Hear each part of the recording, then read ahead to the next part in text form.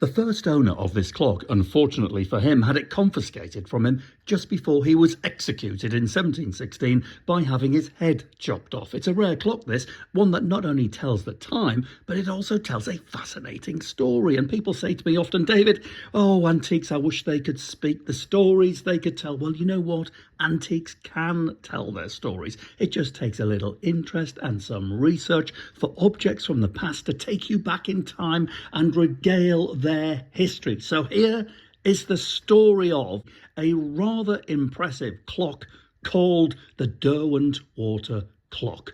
A massive single-handed clock which resides at the back of St Augustines Church in Alston, Cumbria, England's highest market town. But it wasn't made for the church. The church took possession of the clock in 1770, a good 100 years after the clock was made. It has a massive open face and exposed mechanism, and it really is quite an unusual sight which hits you in the face the moment you walk into the church. Now, obviously originally created for a very large property, as it needs a lot of space. Just look at it. You'll see hanging from the pulley wheels in either corner of the church above the clock are the counterweights which are slung in leather straps. A hugely expensive piece of machinery in its day and of course today, and certainly a show-off piece, no doubt about that. It's a terribly rare clock whose history dates back to the 1600s when it belonged to the wealthy Radcliffe family of Dilston Hall near Hexham,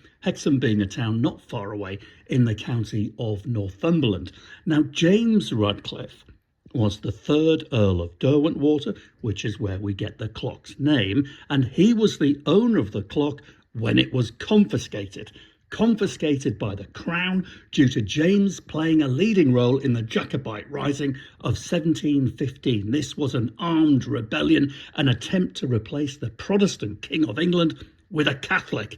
The Earl of Derwentwater was found guilty of treason and he was executed by beheading on the 24th of February, 1716.